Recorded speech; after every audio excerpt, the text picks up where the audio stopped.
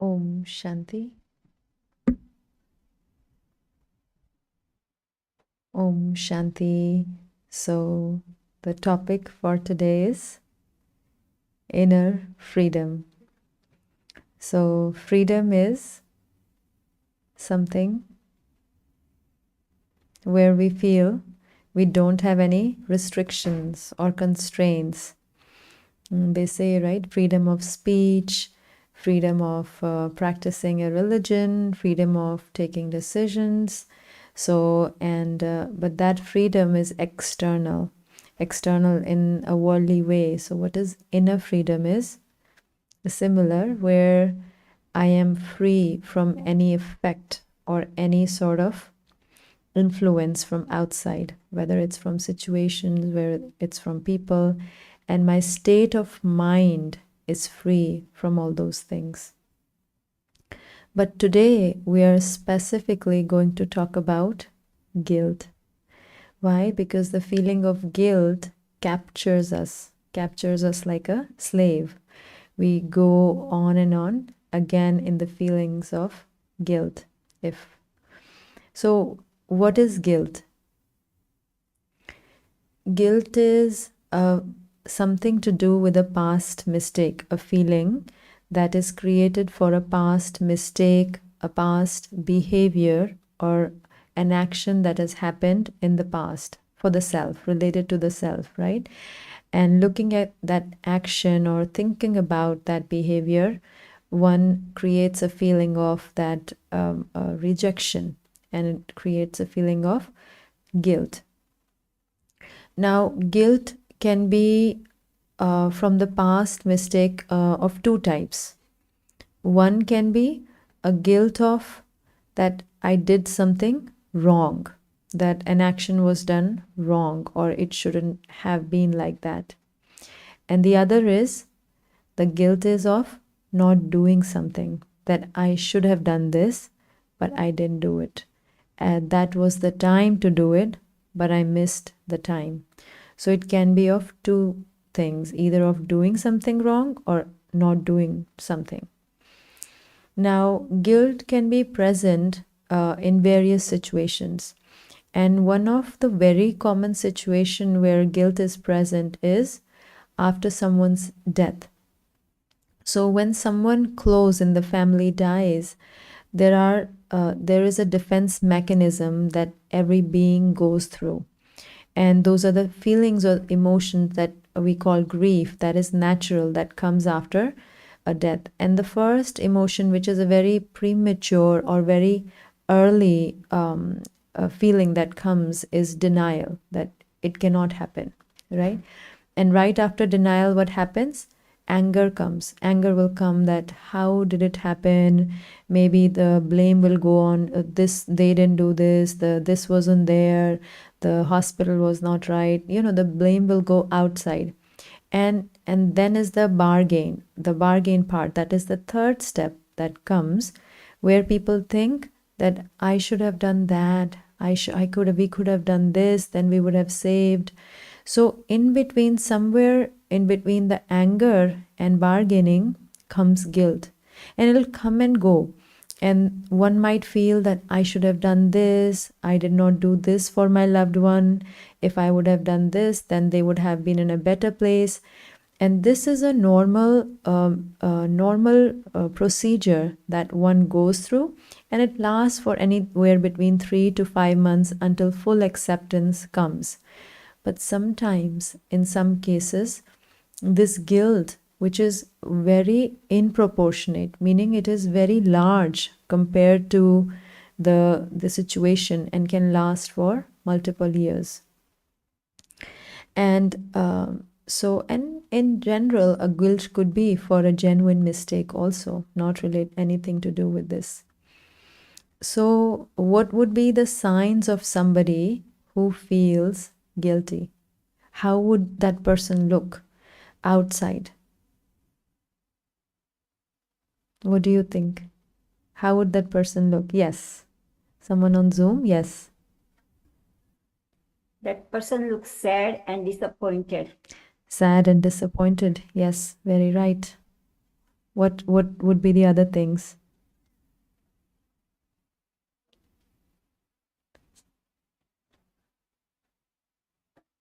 Sad and disappointed, anything?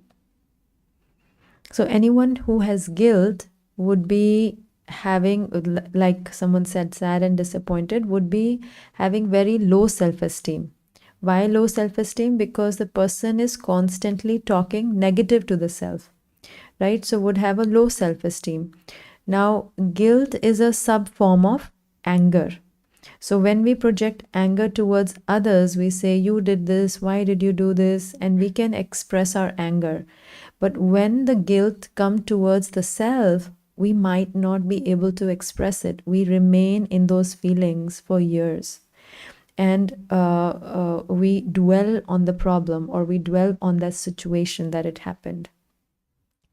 Now, a person who is dealing with that guilt for a long period of time, that person would be very nice to everyone. Why would that person be nice to everyone? Because they have rejected themselves. They feel that it would be like, I am not good, I wasn't able to do this. But to others, that person would be very nice. There is this internal rejection for the self, that I wasn't able to do this, I am not good, this constant rejection within. But because of that rejection, we don't want that rejection from outside. So there is a fear of rejection because we have rejected ourselves constantly. Because of that fear of rejection, one will do things to be nice to others. So because we don't want rejection from outside, there's enough inside. What other things would happen when someone is guilty? Like one is having a low self-esteem, because obviously one will think that will shuffle from guilt to shame. There's a frequency of vibrational frequency, and they studied the oscillation of cells of the body with different emotions. And when they have studied that, what they found was that feelings of peace, love, all those enlightenment, the positive feelings, they are somewhere around 600 or 700 on that frequency. And as you go down, neutrality comes 250, then courage also hovering around that area. What is the lowest frequency? What is the emotion that has the lowest frequency? Is shame and guilt. And they're both kind of brother and sister, because guilt is a feeling where someone feels bad about the behavior or the action, and shame is something where someone feels, because of whatever action, I am bad. So they are convinced that I am a bad personality, I am a bad person.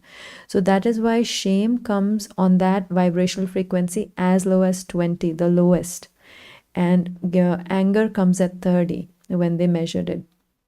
So these two frequencies, because the person is in these frequency constantly, there's no way to get out. There's lack of self-compassion in that sense. So and sometimes guilt is good, because there is healthy guilt also. Why? Because if we don't have guilt, we're not going to realize, or we're not going to change ourselves, right? Anytime we realize that we make a mistake, the first emotion is, oh, I did that. And then quickly we make efforts or to change it, or we apologize, or whatever has to be done, we do that. But when it lingers on, it is disproportionate to the action. Guilt is very big, and action, even if the action is big, but the person feels that I am wholly, solely responsible for that action. So today we have some reflection questions, and we're going to project it on the screen, and we can take 5 minutes to answer those questions. And I'll read the questions. The questions are, and we don't have to share it with anybody.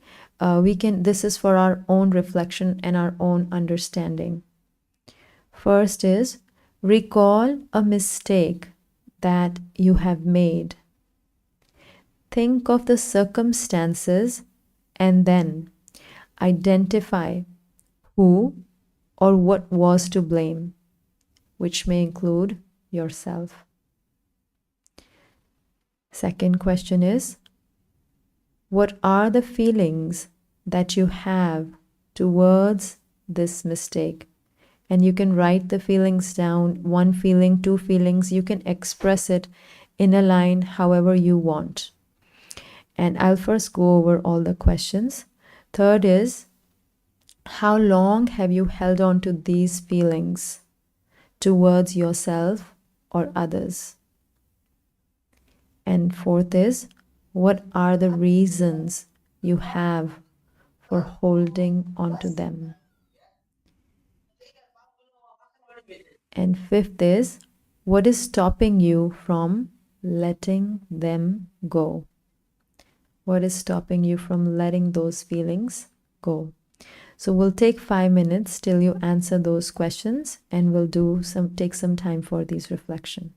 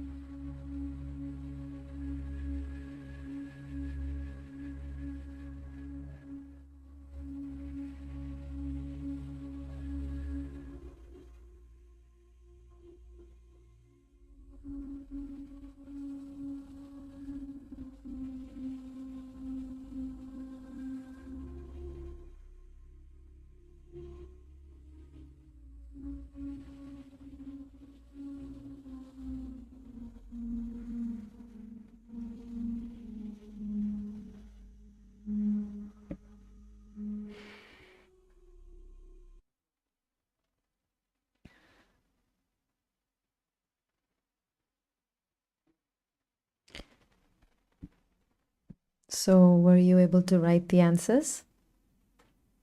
Get something from there?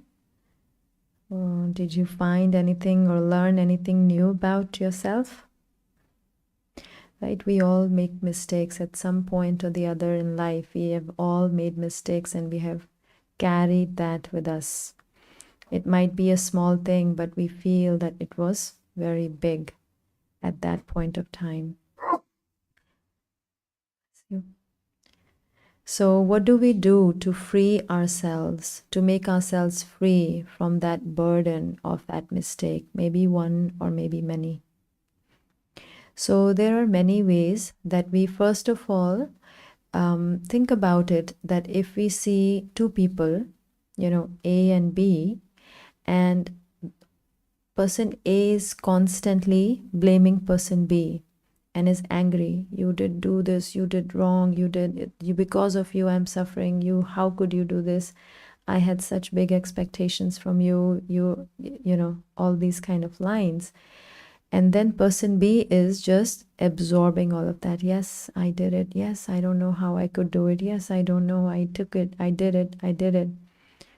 What if it's a third person situation? How are we going to go in that situation and help both the people? How can we help them?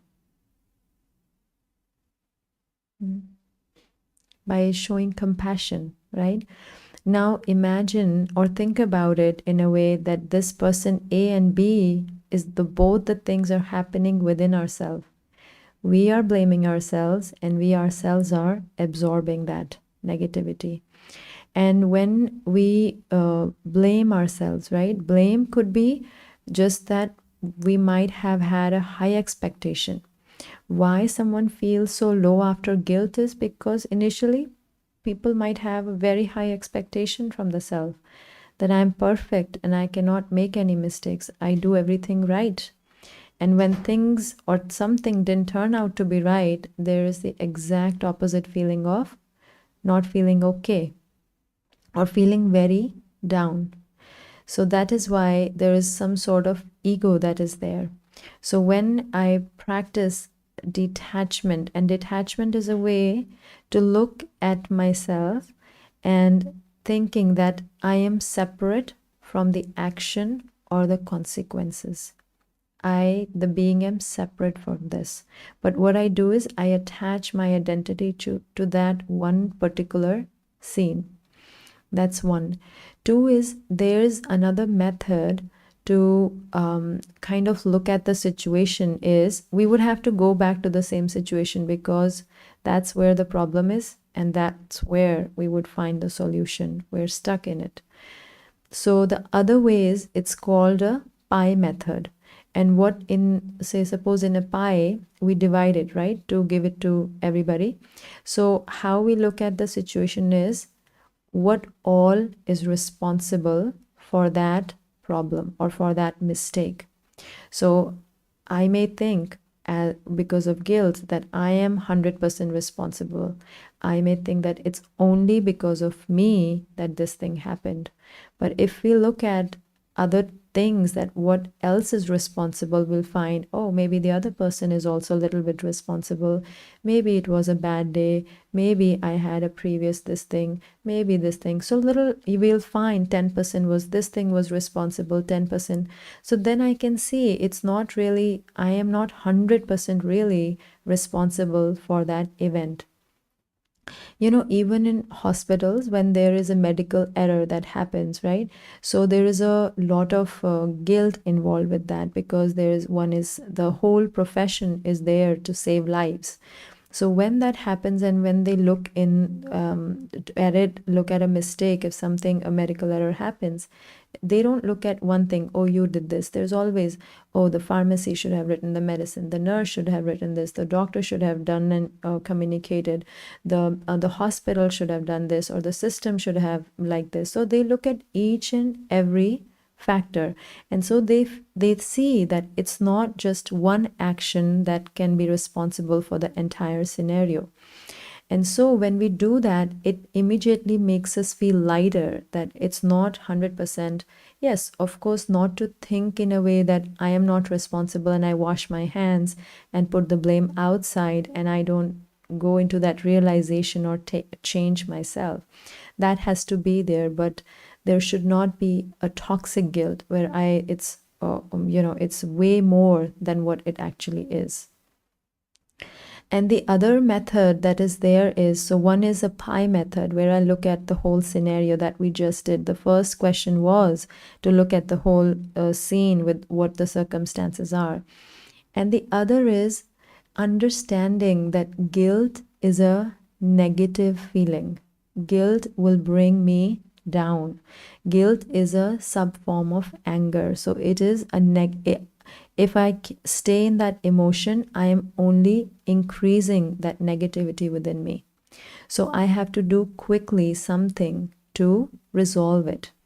Now, in the question, the reflection question, there was also a question as to why I am holding on to that feeling, right? And if we ask ourselves why we hold on to guilt for many years, we can say, oh, well, because say suppose somebody stops talking to us, because they think that I am responsible for some action, they stop talking. Now they stop talking because it is their way of showing the anger. It's kind of a revenge that if I stop talking, the other person will feel guilty, right? Now, do I have to wait for them to start talking to feel guilt free, to forgive myself? Many a times we will think when they start talking, then I'll be guilt free. Maybe they'll never, if they don't talk to us for 20 years, are we going to wait for that long? Are we going to stay with that emotion for that long? And it might be somebody very close. So in that sense, we do not, if they are not talking, it is their choice. My choice, which is good for me, which is healthy for me, is to realize it, apologize, make amends, and forgive myself and move on. Do not hold on to that negativity. Some other times we might wait for a consequence to change. We might wait, oh, a bad action happened, there was a wrong consequence. Now we want the consequence should change. Till the consequence doesn't change, till the person doesn't forgive me, till this doesn't happen, I cannot move on. Will that happen? I'm again depending on something outside. I'm putting myself into that cage, making myself stuck. So I have to let myself free. I have to have self-love. This is what is lacking in guilt, no? Self-love is lacking, self-compassion. So many times we think that having self-love is selfish. Most commonly we see in mothers, they will not have time for themselves because they think we have to just to take care of everybody else. And that is why we see that something happens to the kid when they right away go into guilt. Because when we have this understanding that this is a negative emotion, and the more we stay in this emotion, the more we will drain ourselves. So then we have to quickly do something about it so that we move forward. We take actions that are opposite. And then the other thing is, so we take actions, understanding is a big method, because if we don't understand, and the other is growing our values or virtues. So seeing the goodness within ourselves. When we see our own values, we are comfortable in our values. And if we focus on them, those will grow. What happens when we focus on guilt, right? We make more mistakes. Even if we don't make mistakes, we're always finding that, oh, this would have been my fault, because it becomes a habit slowly and gradually. One becomes too harsh on the self. Ever see people, if they even rest or relax, they feel that, that's how people become workaholics, right? They feel that I don't want to, relaxing is bad. So it's not good for me. I have to constantly do something. So why? Because they feel guilty when they're relaxing or when they're nurturing themselves. It's so why they feel guilty? Because there is some other habit of guilt that has not been dealt with. And it's thought that self-care or self-compassion is not right, somewhere or the other. So this way, when we practice self-compassion, we can forgive ourselves and move on from those scenes, from those mistakes. So now we're going into meditation experience, and we'll look at that scenario. Meanwhile, does anyone have any questions?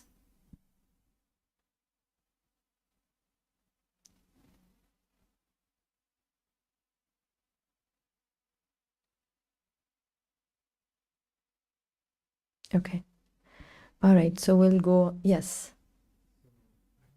When someone constantly tell you the negative things about you and make you guilty. How can we stop that? How Yes. can we? So that becomes another factor. So it becomes a trigger. Like you're saying that, so when someone tells you or blames you, right? It very commonly happens in very close relationships. And why it affects us? Because we are with them a lot of time. And so when they say it will, if you absorb that energy, it will affect us. So that is why, to protect ourselves, we need to practice a lot of self-love.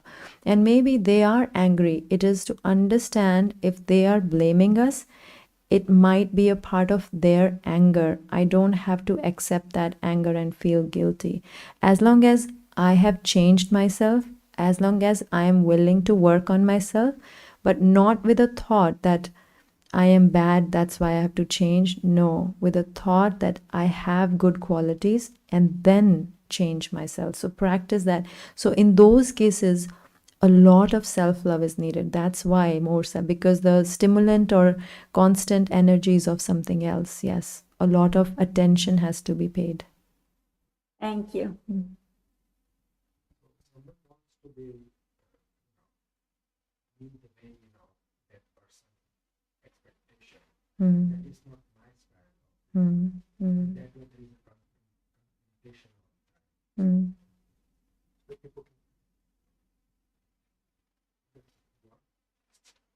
That's okay. I can repeat the question if you repeat it. Okay, it's working. Hi.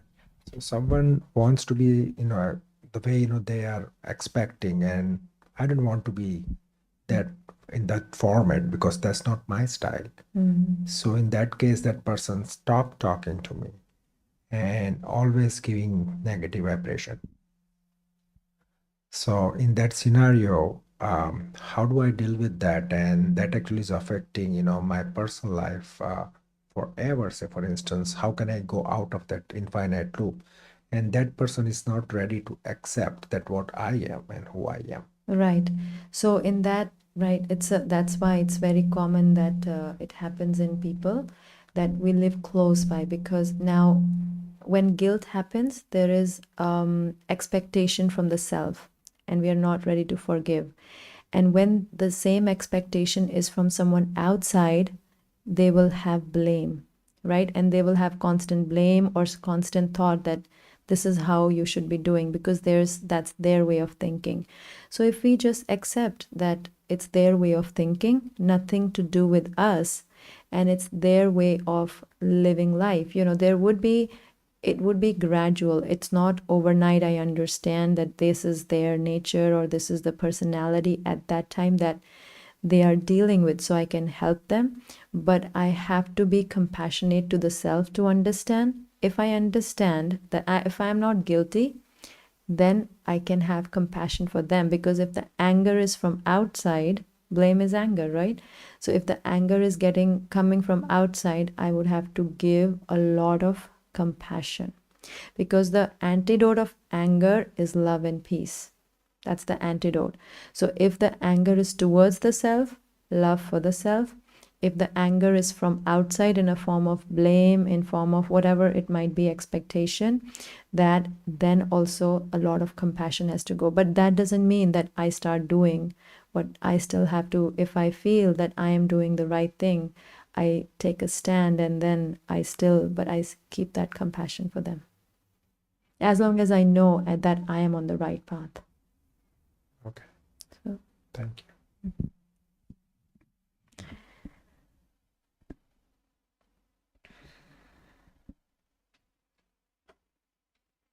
so we'll go into the meditation experience now.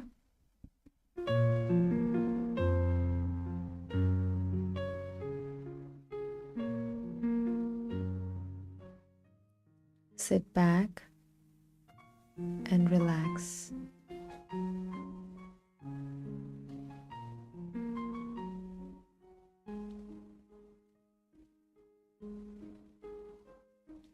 Take a deep breath in and out.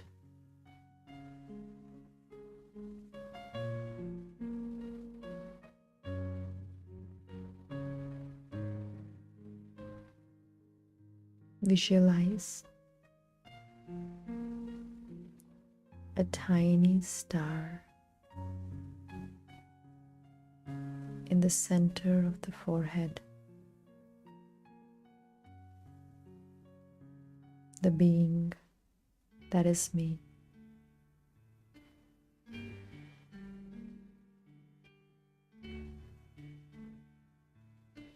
I, the being, am a being of love.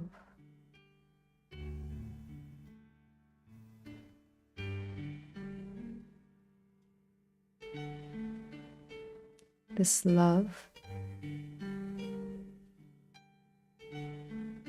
brings acceptance.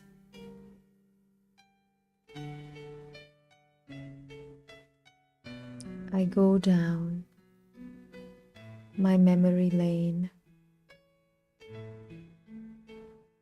into that scene where I feel I made a mistake. I watch those scenes from up above, like a third person.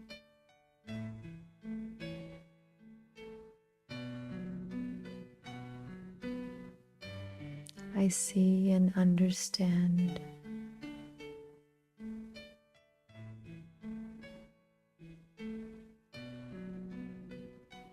that I have created certain feelings based on that scene.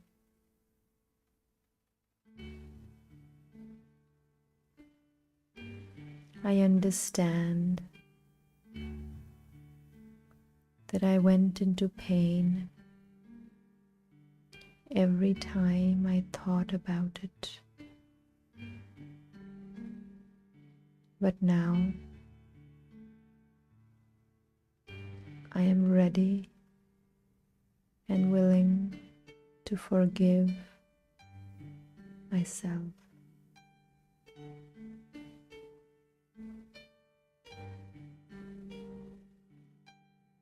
I do not have to wait for a scene to change.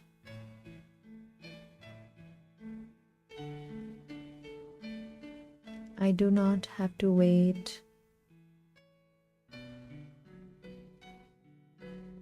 for someone to forgive me.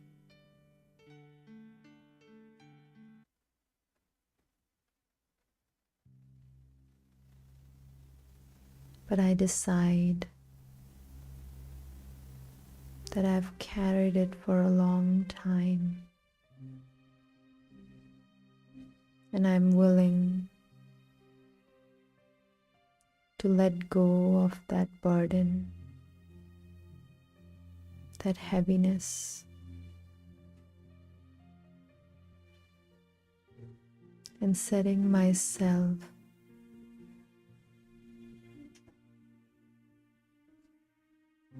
free from those feelings of rejection, resentment, guilt, or shame.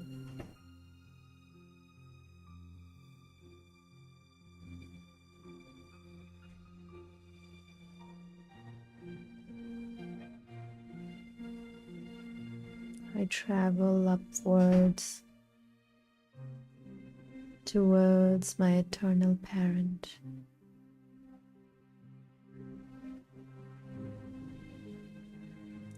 Where in this space of golden light, I feel free to express my feelings.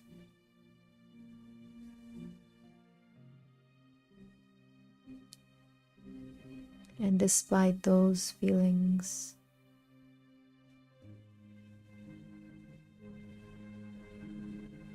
I receive unlimited love from my eternal parent.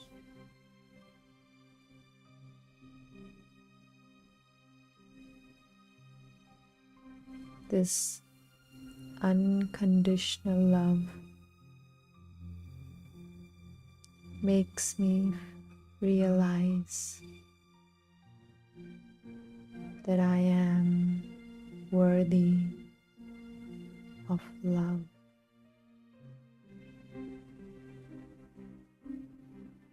I am not the action or its consequence. I am separate from it.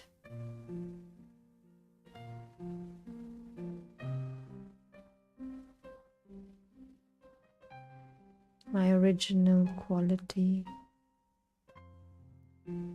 is pure love.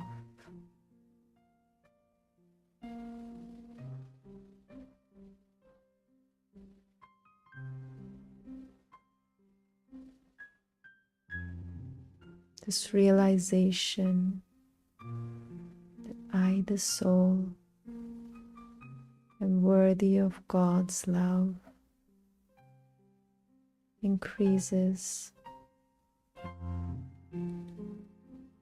my respect for myself.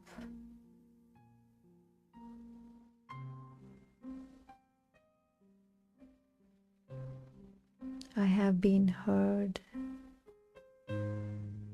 and there is someone who understands me, does not judge me, thereby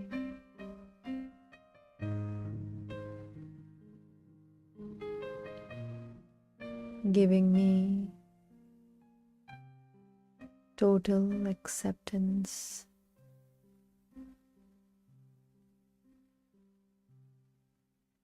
I take these rays of love and acceptance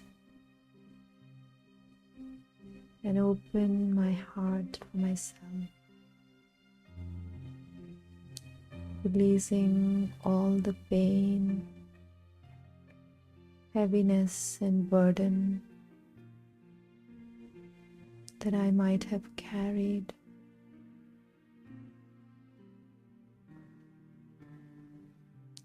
I let pure love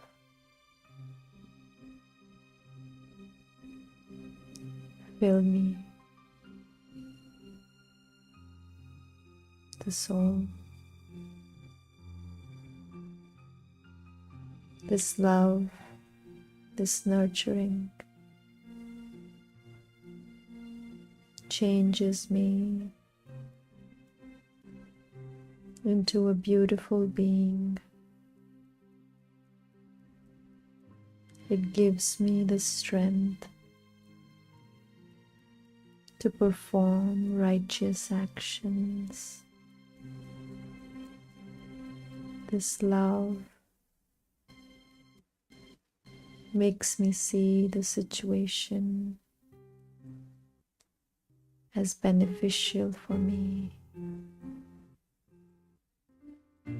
The hidden benefit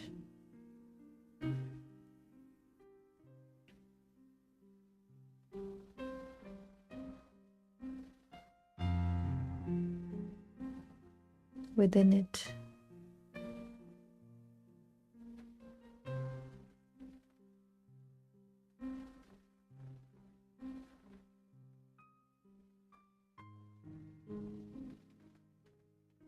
allows me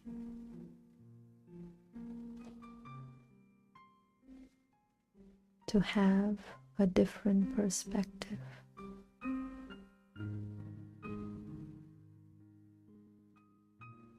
A perspective that is unlimited, much deeper and wider than I could ever think.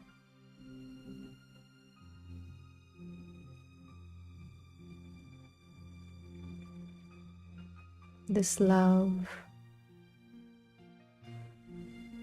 brings about transformation in me, a strong resolve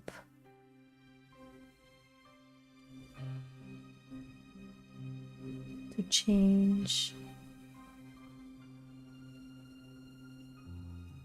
the weaknesses by focusing on my qualities.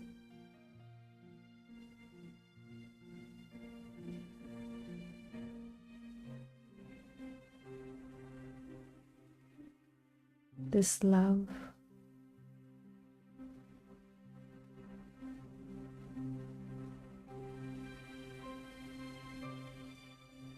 makes me see myself as a worthy being in my eyes.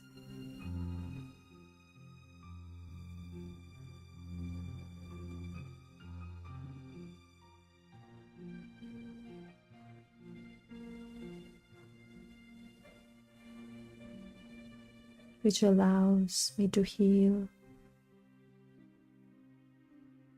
I let go of all those emotions that I've buried deeper within me. I breathe out guilt and I breathe in forgiveness. I breathe out rejection.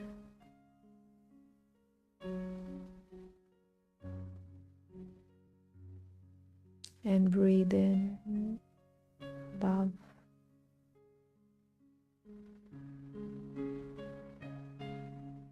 Breathe out resentment. And breathe in understanding. I understand myself. It's okay.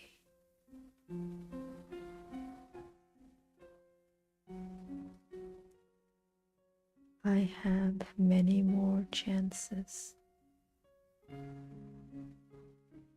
in life to move on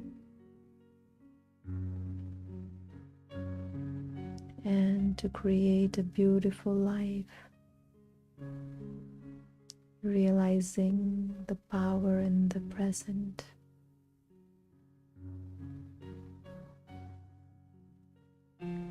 I am a worthy being of love.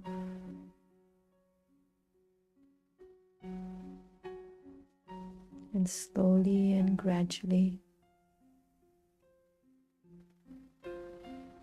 I bring my attention to now and present in this room.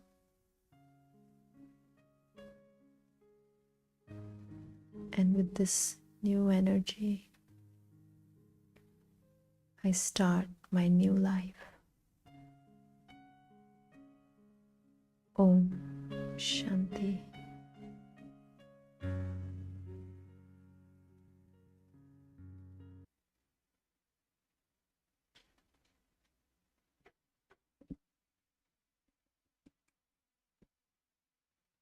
Shanti. Thank you.